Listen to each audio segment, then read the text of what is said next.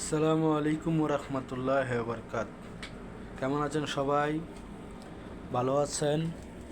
আশা করি আল্লাহর রহমতে সবাই ভালো আছেন। আজকেও অনেক এই জায়গাটা ঠান্ডা। ঠান্ডার মৌসুমে বাংলাদেশের আইটেম তৈরি করা হইলো বাঙালি স্টাইলের অনেক দিন পরে খাবার।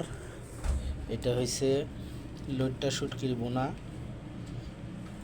এটা হয়েছে চিংড়ি মাছের বোনা, এটা চিংড়ি মাছ দিয়ে করলা, এটা মাছের ডাল, আর এটা হয়েছে পুটি শুটকি, যেটাতে বলে হাতে পুটি শুটকি, হাত দিয়া সেচ্চা ভর্তা।